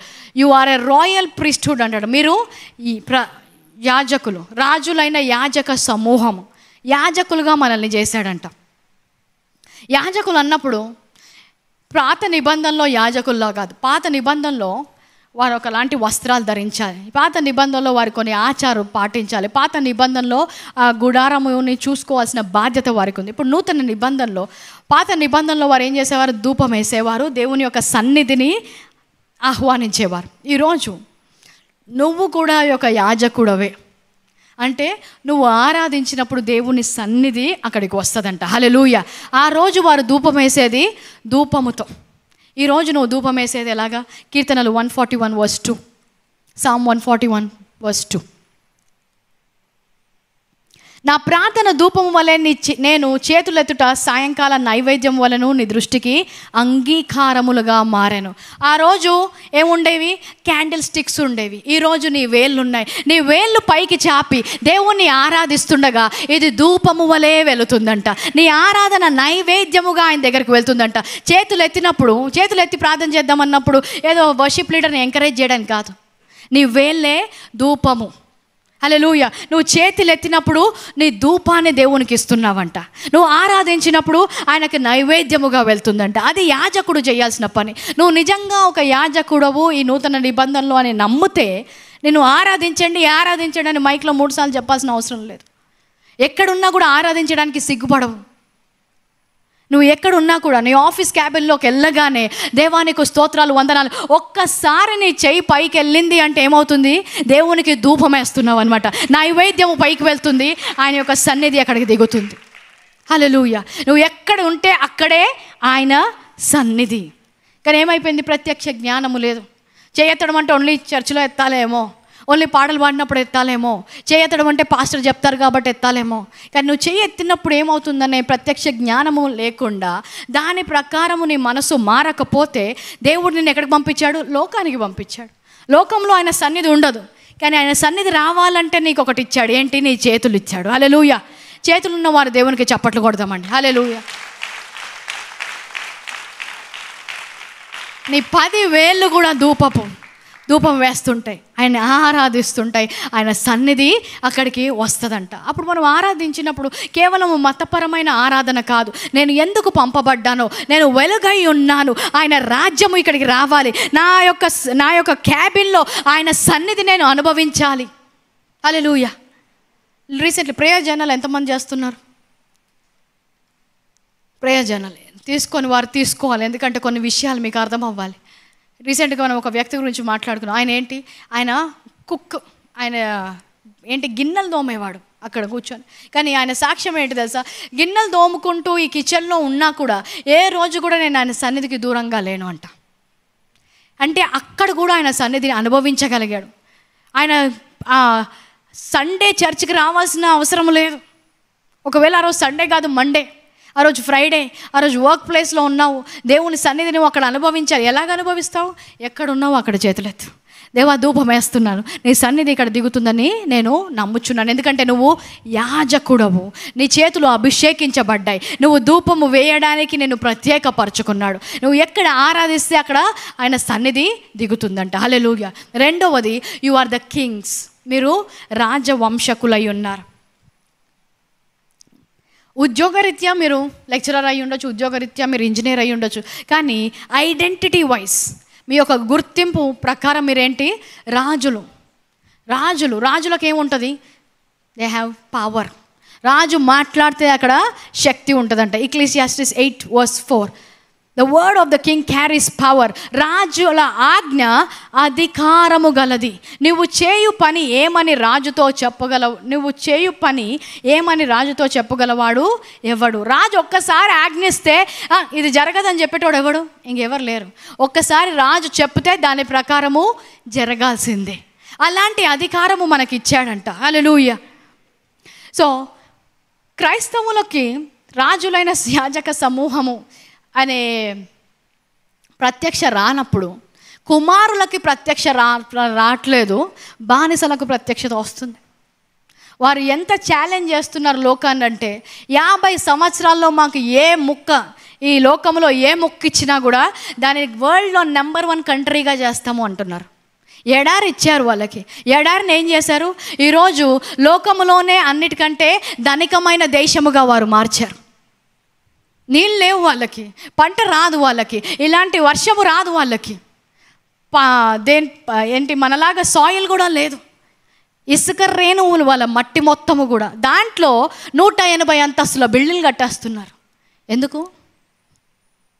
Abraham వేడుకున్నందుకు వారికి కూడా ఈ వాగ్దానములో ఒక పాలిభాగం వచ్చింది అని వారు ఎరిగారు. అందుకే వారి దేవుణ్ణి వారు ఎరిగారు కాబట్టి బలమైన కార్యాలు చేస్తున్నారు. ఈరోజు ఎక్కడికి వెళ్ళినా కూడా ఆ సంతతి వారు ఎప్పుడు వెళ్ళినా కూడా ఒక చిన్న ఇల్లు కట్టుకోవడానికి వెళ్ళరు. వారు ఎక్కడికి వెళ్ళినా ఆ దేశాన్ని స్వాధీనపరచుకోవడానికి వెళ్తారు. ఈరోజు క్రైస్తవ మతముతో వారు సవాల్ చేశారు. బై 2050 2050 కల్లా క్రైస్తవ మతము 2వ స్థానంకి రాబోతుంది, మేము ఫస్ట్ ప్లేస్కి వెళ్ళబోతున్నాము అని. And they are doing that. ఎన్నో కంప్లీట్ దేశాలను వారు మార్చేస్తున్నారు. ఒక బానిస సంతానముకి అంత రోషం ఉండి చేయగలిగితే, వాగ్దాన పుత్రులైన మనము, రాజులైన యాజక వంశములైన మనము దేశాలను స్వాధీనంగా అడగమంటే అడగడానికి కూడా ప్రార్థన రాకపోవడం ఎంత సిగ్గు, ఎంత అవమానం ఒక సంఘానికి. ఎంత ప్రార్థన చేసినా నా ఉద్యోగం వస్తే నాకు చాలు. వాళ్ళు ఎవ్వరూ ఉద్యోగం కోసం దేశానికి వెళ్ళరు, వాళ్ళు ఒక ప్రణాళికతో వెళ్తారు. వెళ్ళినప్పుడు వాళ్ళు ఏం చేస్తారు తెలుసా? గవర్నమెంట్ని వెళ్ళి అడుగుతారు, మాకు ఒక స్థలము కావాలి, మేము ఇంతమంది ఉన్నాం, ఒక 100 మంది ఉన్నాం, మాకు ఇళ్ళకు స్థలాలు ఇవ్వాలి. వాళ్ళకి స్థలము రాగానే అక్కడ మొదటగా వాళ్ళు ఇల్లు కట్టరు, వారి దేవునికి ఆరాధించే స్థలము కడతారు. ఆ 100 మంది ఫస్ట్ వెళ్ళి పార్లమెంట్ ఎక్కడుందో చూస్తారు, అందులోకి ఎలాగెళ్ళాలో చూస్తారు, వాళ్ళ మినిస్టర్స్ ఎలాగెళ్ళాలో చూస్తారు, వాళ్ళ యొక్క రిలీజియన్ ఎలాగ వ్యాప్తి చేయాలో చూస్తారు. ఒక బానిస వ్యక్తికే అంత ఆలోచన, అంత రోషము, దేవుని యొక్క ప్రణాళిక నెరవేర్చాలని ఉంటే, జీవము గల దేవుని కుమారులు కుమార్తెలు దేశాలను స్వాధీనము చేసుకోవాల్సిన వాగ్దానం మీపై ఉండగా ఇంక ఎంతకాలము బానిసల్లాగా అడుక్కునే ప్రార్థనలు చేస్తాం మనం? దేశాలను ఏ రోజు కూడా they don't take it as a big deal. ఏ దేశమన్నా ఇవ్వండి మాకు చూపెడతామంటున్నారు. ఏ కొంచెం స్థలం ఇచ్చినా పర్వాలేదు, ఎడారి ఇచ్చినా పర్వాలేదు. ఎడారిని ఏం చేస్తారు ఈరోజు?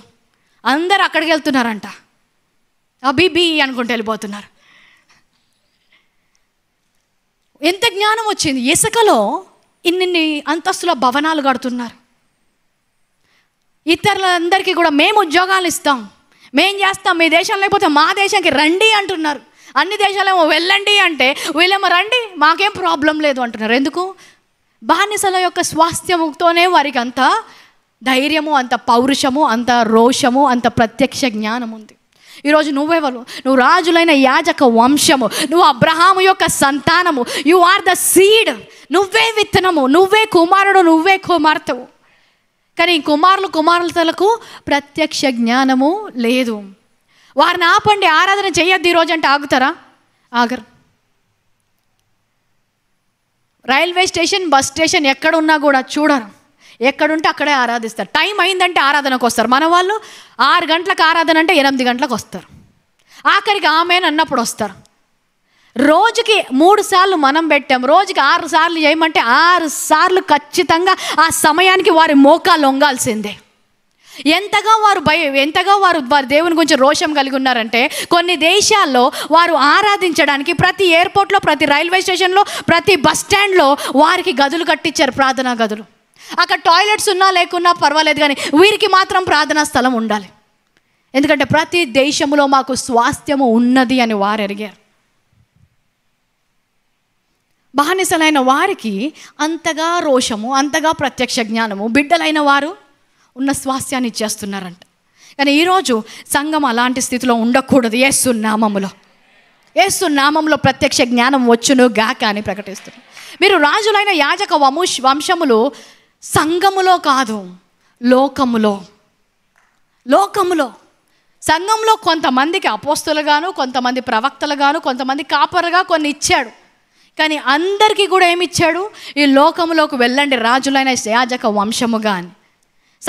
లోకంలో ఏం చేయలేం, ఇక్కడైతే చూపిస్తారు టాలెంట్. ఒక 5 నిమిషాలు ప్రార్థన చేయంటే 1 గంట సేపు ఢకలక సకలమ్మ తోరో శరీరం అంతా వణికిపోతుంటుంది. ఆ గంట సేపు ప్రార్థన చేసి ఉద్యోగానికి వెళ్ళి ఉద్యోగంలో చూపెట్టు ఆ శక్తి, మైక్లో కాదు. నాకు ఒక్కసారి స్టేజ్ మీద అవకాశం ఇవ్వని చూపిస్తాయి, ఇక్కడ కాదు అక్కడ ఎన్నో స్టేజ్లు ఉన్నాయి, ఆ స్టేజ్ మీద చూపెట్టు పర్ఫార్మెన్స్. వాక్యము బోధించగలిగే జ్ఞానము నీకుంటే, నీ యొక్క ఉద్యోగములో నీ పై స్థానములు ఉండే జ్ఞానము దేవుడు నీకు ఇవ్వలేదా? అందరినీ యాజకుల కోసం పిలవలేదు, రాజులుగా పిలిచాడు, లోకము కోసం పిలిచాడు. You are not just servant leaders of New City Church, you are servant leaders of the most high God in the world. వీరిని దేవుని ఆరాధించేవారు, వీరి దేవుని పూజించేవారు. దానియేలు గురించి ఏమని చెప్పారు? ఏ రాజ్యంలో? బబులోను రాజ్యములో చెప్పారు, యెరూషలేంలో చెప్పలేదు వారి గురించి. బబులోను రాజ్యములో వీరి వంటి వారు లేనే లేరు. మన రాజ్యంలో ఉన్న వారందరికంటే వీరు శ్రేష్ఠులు. మనలాగా ఆహారము తినకపోయినా మన వాళ్ళకంటే బలమైన కార్యాలు చేస్తున్నారు. ఎక్కడ వారు విశ్వాసంతో నడిచారు? వాళ్ళ చర్చిలో, సంఘాల్లో కాదు, అందరి ముందు దేశంలో అగ్ని వేసినా పర్వాలేదు, నా దేవుని ముందు నేను నా సాక్ష్యం నిలబెట్టుకుంటాను, అగ్నిలోకి వెళ్ళారు. చాలామంది క్రైస్తవులకి సంఘములో చూపెట్టుకోవడం బాగా వస్తుంది, కానీ లోకంలోకి వెళ్ళినప్పుడు నిన్నను ఎక్కడికి పంపించాడు? సంఘములోకి పంపలేదు, లోకములోకి వెళ్ళి అనేకులను నా శిష్యులుగా చేయమన్నాడు. ఎలా చేస్తారు శిష్యులుగా? వారి దేవుని గురించి వారు చూపెడుతున్నారు, వారి దేవుడి గురించి వారు మాట్లాడుతున్నారు, వారి దేవుని గురించి వారు బయటికి వెళ్ళి చేస్తున్నారు. వాళ్ళలో వాళ్ళే ఉండరు. ఎప్పుడైతే అలాంటి ప్రత్యక్ష జ్ఞానం వస్తుందో, నేను ఎక్కడికి వెళ్ళినా కూడా నేను రాజులైన యాజక వంశము, నేను వెలుగుగా ఉన్నాను, నేను ఒక దేవుడు ఒక శక్తితో నింపాడు. చూడండి, సమూయేలు రాజు కాదు, సమూయేలు యుద్ధం తెలీదు, యుద్ధం చేయలేదు. కానీ ఫిలిస్తీయులు వచ్చి ఇజ్రాయెల్ మీద దాడి చేస్తున్నప్పుడు ఏమైంది, వాళ్ళు ఓడిపోతున్నారంట. పరిగెత్తుకుని ఎవరి దగ్గరకు వచ్చారు? సమూయేలు ఎవరు? చర్చిలో పాస్టర్. సమూయేలు ఏం చేశాడు? 1 సమూయేలు 7వ అధ్యాయం 13, 14 వచనాలు. ఫిలిస్తీయులు అందరూ వచ్చి దాడి చేస్తుంటే సమూయేలు దగ్గరకు వచ్చినప్పుడు సమూయేలు 1 Samuel 7:13, 14. 1 సమూయేలు 7వ అధ్యాయం 13. ఇలాగున ఫిలిస్తీయులు అనపబడిన వారై ఇజ్రాయేలు సరిహద్దులోనికి తిరిగి రాక ఆగిపోయిరి. సమూయేలు ఉండిన దినములన్నిటను, అందరూ చెప్పండి, సమూయేలు ఉండిన దినములన్నిటను యెహోవా హస్తము ఫిలిస్తీయులకు విరోధముగా ఉండెను. హల్లెలూయా. నేను ఈ దేశములో ఉండగా ఈ దేశము ఓడిపోవడానికి వీల్లేదు అన్నాడంట సమూయేలు. ఎవరు కూడా వచ్చి మా దేశాన్ని స్వాస్థ్యంగా వారు తీసుకోలేరు. ఇది మా దేశము, నేను బ్రతికున్నన్ని రోజులు కూడా ఇది మాత్రము జరగడానికి వీల్లేదు అన్నాడంట. ఎందుకు? ఆయనకు ప్రత్యక్ష జ్ఞానం ఉంది. ఈ దేవుడు ఎవరో ఆయన తెలుసుకున్నాడు. ఆయన తెలుసుకున్నప్పుడు ఈయన ఎబినేజర్ అని పేరు పెట్టాడంట అక్కడ. ఈరోజు నీ దేవుడు ఎవరు? నువ్వు దేవుల్లో ఏమై ఉన్నావు? ఒక క్రైస్తవుడు తెలిసినప్పుడు దేవుడు మాకు స్వాస్థ్యముగా వచ్చిన దేశములోకి ఎలాంటి చీకటి శక్తి రావడానికి వీల్లేదు, ఇది మా స్వాస్థ్యం, దీని రక్తము పెట్టి కొన్న దేవుని యొక్క స్థలము. భారతీయులందరి కోసం దేవుడు రక్తం పెట్టాడా లేదా? శిలువ మీద మరణించాడా లేదా? ఇది ఎవరిది? ఎవరి స్వాస్థ్యం? ఫిలిస్తీయులు వచ్చినప్పుడు సమూయేలు ఏం చేశాడు? సరిహద్దుల్లోకి తిరిగి రాకుండా తరిమేశాడంట. ఎక్కడ చేశాడు ఇది? లోకంలో ఉన్నప్పుడు. ఆయన వెళ్ళి అక్కడ దేవునికి ధూపం వేసుకుంటూ కూర్చోలే. మనకెందుకు వచ్చింది అది, వాళ్ళు చూసుకుంటారు అని కాదు. నువ్వు రాజువు, నువ్వు యాజకుడవు, నువ్వు వెలుగువు. హల్లెలూయా. నేను ఇక్కడ ఉన్నాక నా కుటుంబంలోకి ఎలాగొస్తుంది? మేము ఇక్కడ ఉన్నాక ఈ స్థలములో నష్టం ఎలాగ జరుగుతుంది? హల్లెలూయా. ఎందుకు నష్టాలు కష్టాలు చూస్తున్నారు? ఎందుకంటే ప్రత్యక్ష జ్ఞానము లేదు. నువ్వు వెలుగు అన్నవి నీకు తెలియనప్పుడు దాంట్లో విశ్వాసము లేదు, దాని ప్రకారము నీకు ఒబీడియన్స్ లేదు. సో దేవుణ్ణి తెలుసుకోవాలంటే వాక్యం వింటాము, ప్రార్థన చేస్తాం. వాక్యం విన్నప్పుడు, వాక్యం చదివినప్పుడు ఒక జ్ఞానం వస్తుంది. ఇంకొకటి, ఆయన దగ్గర ఆయన ఏమంటాడు? అక్కడే నిల్చొని పరిశుద్ధాత్మ వచ్చే వరకు ఎక్కడికి వెళ్ళకుండా కనిపెట్టుచు ఉండండి అన్నాడు. ఆయన కొరకు కనిపెట్టినప్పుడు, నేను ప్రార్థన చేసినప్పుడు కూడా చాలా, ఈరోజు మీరు స్వరం వింటున్నారు, ఈరోజు మీరు దేవునితో ఎన్కౌంటర్స్ అవుతున్నాయంటే ఎక్కడో చూస్తుంటారు, అక్కడో చూస్తుంటారు. అవసరం లేదు కదా, స్వాస్థ్యం అవసరం లేదు, ప్రత్యక్ష జ్ఞానం అవసరం లేదు.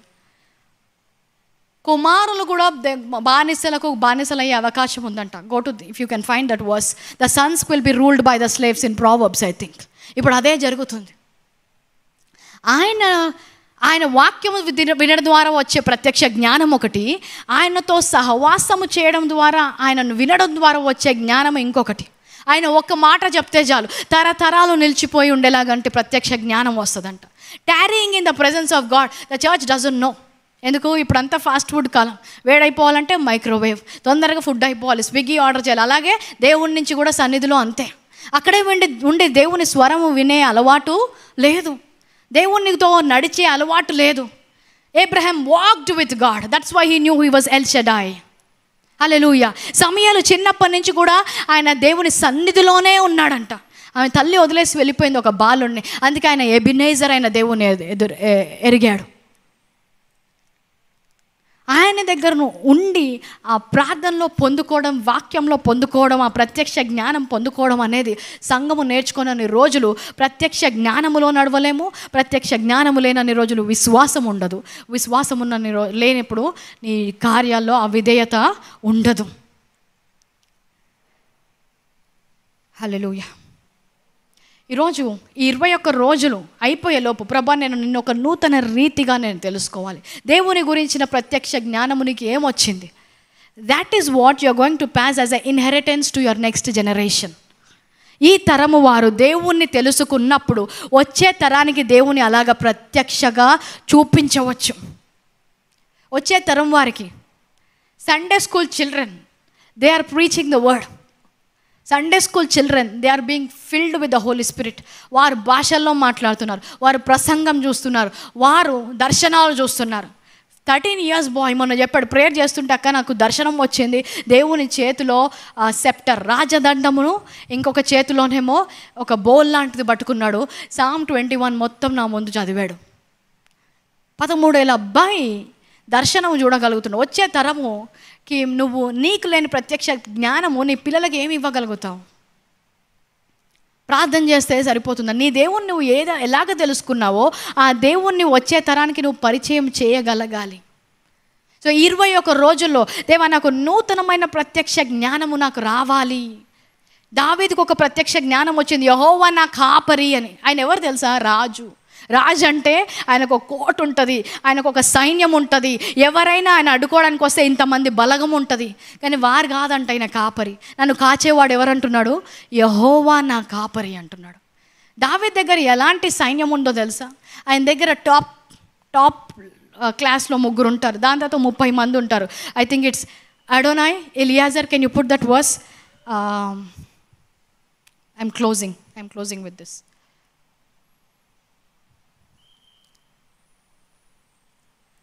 Second Samuel, let's go to 2 Samuel verse 20, chapter 23 verse 9 to 12. 2 సమూయేలు 23వ అధ్యాయం. అతని తరువాత అహీహోయుడైన దోదో కుమారుడైన ఎలియాజరు దావీదు కింద దావీదు కంటే కింద ఉండే ఆయనను కాపాడేవాళ్ళు. వీళ్ళు ఎట్లాంటి వాళ్ళు అంటే, ఇతడు దావీదు 3 బలాఢ్యుల్లో ఒకడు. యుద్ధమునకు కూడి వచ్చిన ఫిలిస్తీయులు ఇజ్రాయెల్ను తిరస్కరించి ఢీకొని వచ్చినప్పుడు ఇజ్రాయెల్ను వెళ్ళిపోగా ఇతడు లేచి చెయ్యి తిమ్మిరిగొని కత్తి దాన్ని అంటుకొని పోవు వరకు ఫిలిస్తీయులను హతము చేయుచూ వచ్చాను. ఈయన ఎవరంట తెలుసా? ఒకసారి కత్తి పడితే ఎంతమంది శత్రువులు ఉన్నారో వాళ్ళందరినీ చంపేదాకా కత్తి దించేయడంట, చేయి తిమ్మిరెక్కుతుందంట. అంటే ఏంటి? దావీదుని ఎవరైనా ఎదుర్కోవడానికి వస్తే ఒక్క వ్యక్తి కూడా దావీదు వరకు రాకుండా వాళ్ళందరినీ చంపేసేయగలంత బలము గలవాడంట. చేయి తిమ్మిరెక్కిపోతుందట ఈయన కత్తి పట్టుకుంటే. అంతసేపు పట్టుకొని అంతమందిని చంపగలడు. Next verse 11. ఇతని తరువాత ఎవరంటే షమ్మ. ఫిలిస్తీయుల అలసందల చేతుల్లో గుంపు కూడగా జనులు ఫిలిస్తీయులు ఎదుట నిలవలేక పారిపోయిరి. Next verse. ఇప్పుడు అతడు ఆ చేని మధ్య నిలిచి ఫిలిస్తీయులు దాని మీదకి రాకుండా వారిని వెలగొట్టి వారిని హతము చేయటం వలన ఇజ్రాయెల్కు గొప్ప రక్షణ కలిగాను.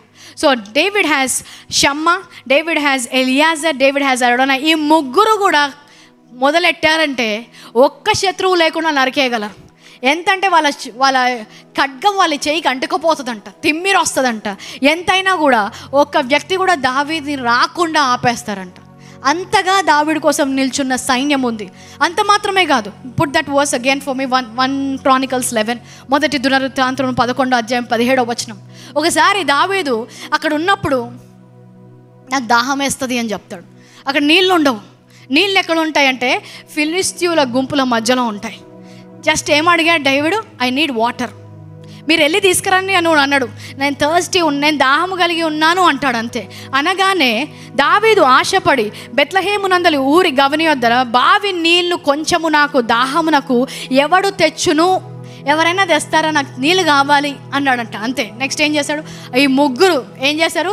ఫిలిస్తీయుల దండులోనికి చొరబడిపోయి బెత్లెహేము ఊరి గవినొద్ద బావి నీళ్లను చేదుకొని దావీదు నొద్దకు తీసుకొని వచ్చిరి. అయితే దావీదు ఆ నీళ్లు త్రాగుటకు ఏం చేశారంటే వీళ్ళు 3 ఏమన్నారు? దావీదు నాకు దాహమేస్తుంది, నాకు బావిలో నీళ్ళు తాగాలనిపిస్తుంది అనగానే ఫిలిస్తీయుల దండులోకి వెళ్ళారు. దండు అంటే ఏదో 2-3 కాదు, అక్కడ ఒక సైన్యం ఉంది. 3 వెళ్ళిపోయారు. 2 ఫటాఫట్ నరికేస్తున్నారు అందరినీ. ఒకడేమో బావిలోంచి నీళ్ళు తీస్తున్నాడంట. ఒక్క చుక్క కూడా ఒలికిపోకుండా అందరినీ చంపి దావీదుకి నీళ్ళు తెచ్చారంట. ఎంత నమ్మకమైన పనివారు ఆయనకున్నారు, ఎంత గొప్ప శ్రేష్టమైన బలిష్ఠులు ఆయన దగ్గర ఉన్నారు, ఎంత గొప్ప యుద్ధ వీరులు ఉన్నారు ఆయన కింద. అలాంటి వారిని ఆయన 300 మందిని రేజ్ చేస్తాడు. కానీ అంత అయిన తర్వాత కూడా ఏమంటాడు తెలుసా? యెహోవా నా కాపరి. వీళ్ళందరూ చంపిండొచ్చు, వీళ్ళందరికీ ఇంత యుద్ధమైన స్కిల్స్ ఉండొచ్చు, వీళ్ళందరూ నన్ను ఎంత ప్రేమిస్తున్నారంటే నీళ్ళు ఇవ్వడానికి కూడా వాళ్ళ ప్రాణం పోయినా పర్వాలేదని వెనుక తీయని వారంట. వారందరి మధ్యలో కూడా దేవుణ్ణి ఎరిగి యెహోవా నా కాపరి, నాకు లేమీ కలుగదు అంటున్నాడు. అలాంటి ప్రత్యక్ష జ్ఞానం వచ్చింది కనుకే 66 యుద్ధాలు ఆయన గెలిచి, హల్లెలూయా, దావీదు సింహాసనము స్థిరపరచబడి ఆయన తరతరముల వరకు ఏ శత్రువు దగ్గర దావీదు ఓడిపోలేదు, ఏ యుద్ధంలో కూడా దావీదు ఓడిపోలేదు. ఆయన సింహాసనము నిల్చుంది. అలాంటి దావీదు వచ్చేసరికి ఏమంటున్నాడు? యెహోవా నా కాపరి, నా చేతిలో ఏమి లేదు, ఈ ఇజ్రాయెల్ని కాపాడింది ఆయనే, నన్ను కాపాడింది ఆయనే, నన్ను బ్రతికించింది ఆయనే అంటున్నాడు. అలాంటి ప్రత్యక్ష జ్ఞానము నీకు రావాలి. నీ దేవుడు నీకు ఎవరై ఉన్నాడు? నీ దేవుడు నీకు ఏమై ఉన్నాడు? నువ్వు దేవుల్లో ఏమై ఉన్నావు? అందరము నిల్చొని ఆరాధిస్తాం. ప్రభువా, ఈరోజు వాక్యాన్ని నేను అపేక్షిస్తుండగా నీ గురించి నేను తెలుసుకోవాలి నాయన. నాకు అలాంటి ప్రత్యక్ష జ్ఞానం ఇవ్వు ప్రభువా. ఎలాంటి ఉద్యోగం ఉన్నా, ఆస్తులున్నా, ఏదున్నా కూడా నువ్వు ఎవరు, నీ ప్రత్యక్ష జ్ఞానము నాకు లేకపోతే ప్రభువా నేను నీ చిత్తంలో నడవలేను, నీ పిలుపు నా జీవితంలో నెరవేరదు. ఎంతమంది మనుషులు ఉన్నా, ఎంతమంది ప్రేమించేవారున్నా, ఎంతమంది ప్రార్థించేవారున్నా, నా సొంత వారున్నా కూడా నా దేవుడు నాకేమై ఉన్నాడో నేను తెలుసుకోగలగాలి. ఎందుకంటే అంతగా దావీదుని ప్రేమించే ఆ వ్యక్తులే ఒకరోజు ఆయనకి తిరగబడ్డారు.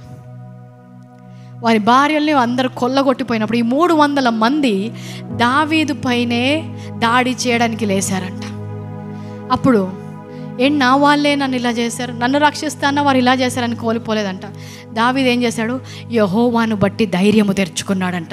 యెహోవా నా కాపరి, నా వారు నాకు అగేన్స్ట్గా అయిన ఒకరోజు ఈరోజు ప్రేమించేవారు నేను ప్రేమించకపోవచ్చు, ఈరోజు నీతో ఉన్నవారు రేపు ఉండకపోవచ్చు, ఈరోజు నీ చేతిలో ఉన్న డబ్బు రేపు ఉండకపోవచ్చు, ఈరోజు నీ శరీరంలో ఉన్న ఆరోగ్యం రేపు ఉండకపోవచ్చు. కానీ అలాంటి సమయాల్లో నీ దేవుడు ఎవరై ఉన్నారో నీకు తెలిస్తే అలాంటి సమయాల్లో కూడా నువ్వు దేవుని ఆరాధించగలవు. అలాంటి సమయాల్లో కూడా దేవుని యొక్క వాగ్దానాల్లో నడవగలవు. అలాంటి సమయాల్లో కూడా కింద పడిపోయినా తిరిగి లేవగలవు.